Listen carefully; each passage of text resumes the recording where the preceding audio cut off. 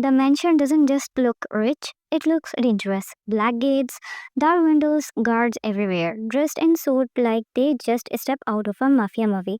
My Uber driver sped away like he knew better than to linger. I hugged my bag closer. Caretaker, job. They said, private, good money, simple work. They said, yeah, I'm starting to think I have been scammed. The front door opened before I even knock.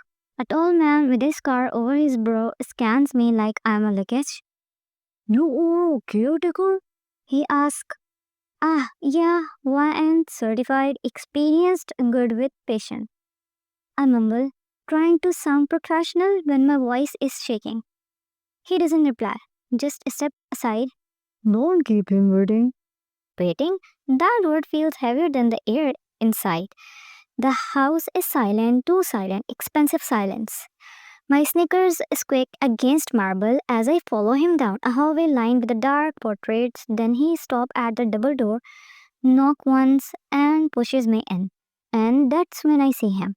The man I was hired to take care of. He is sitting on a leather chair like a king who owns the world and doesn't care about it. Smoke curls from his lip, tattoos snake up his forearms, vein flecks beneath ink and skin. His shirt hang loose, but it can't hide the big shoulder, the height, the aura that screams danger. And those eyes? Cold, black, like he could burn the room with down by just looking at me. I swallow. Mr. Jeong? His jaw ticks. He doesn't answer, just drags the cigarette, then crushes it in the ashtray like it personally offended him. You?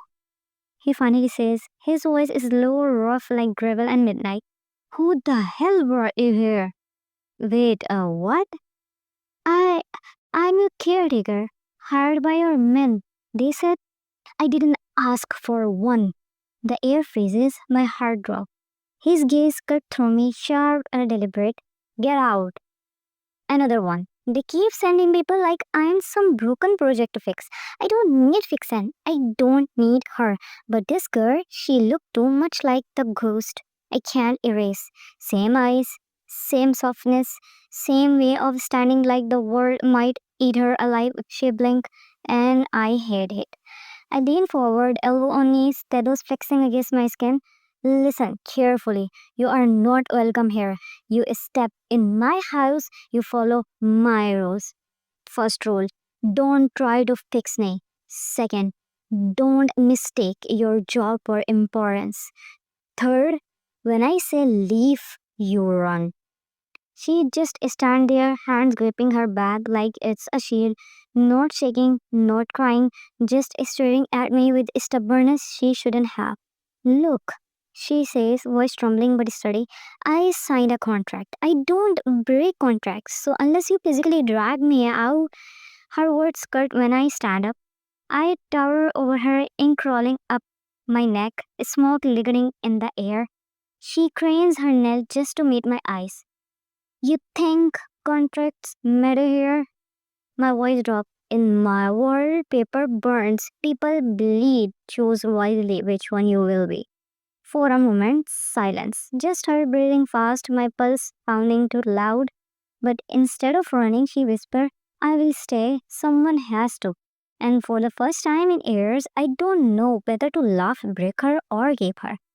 The first morning in this house feel like I woke up inside a luxury prison. Marble floors, a ceiling. The first morning in this house feel like I woke up inside a luxury prison. Marble floor, tall ceilings, no sound except the footstep of a man in a suit patrolling outside. I make coffee in the oversized kitchen just to feel normal, but the coffee machine looked like it cost more than my car. The thing is, I don't have a car.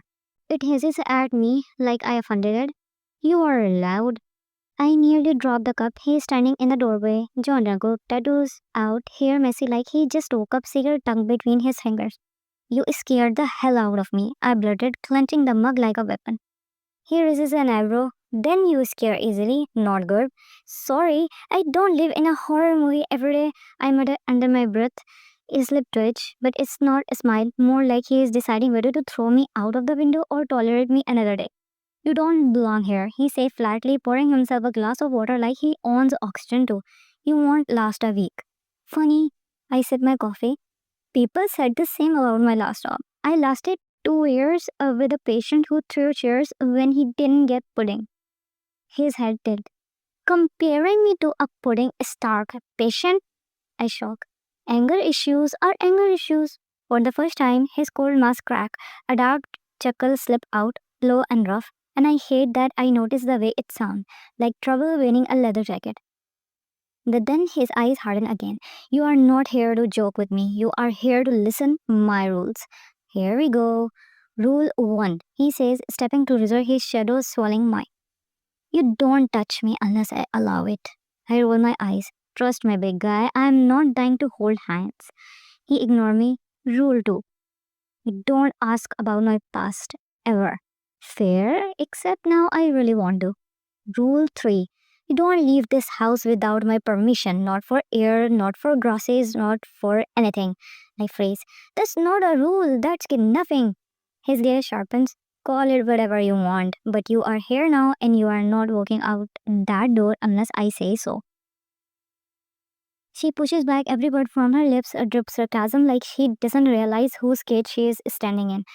I should break her will early. Send her running from her thinks she can handle me, but instead I find myself watching her, this woman who doesn't bow, who talks about pudding when I'm warning her about blood. Dangerous, she is dangerous. Not because she can hurt me, but because she reminds me of a ghost I can't erase. She flinches when I step closer, not much, just enough for me to see it. Good, fear keeps people alive around me. Let me make something clear, I say, voice low, almost at her ear. You are not my caretaker. You are my reminder. That's all. Her brows furrow. Reminder of what? I pull back, smack sharp. That I don't make the same mistake twice. Confusion clouds her eyes, but I don't explain, not yet. Instead, I light another cigarette and turn away. I don't look back, but my lips almost curve again. Almost. I have been here 3 days. 3 days of old silence and the constant smell of cigarette smoke. 3 days of his eyes following me like I'm both an annoyance and something else I can't ignore. So I do what any sane girl would do. In a house guarded like a fortress, I try back exit. The duffel bag I packed small, just essential. Toothbrush, hoodie, wallet, not exactly prepared for war, but better than nothing. The hallway are quite too quiet. My heart thuds like a bass drum as I grip the doorknob. It's heavy, but it's turned. A cedar of a night air brushes my face. Freedom. Going somewhere? I jump so hard the bag slipped from my shoulder. He is there, Jungkook.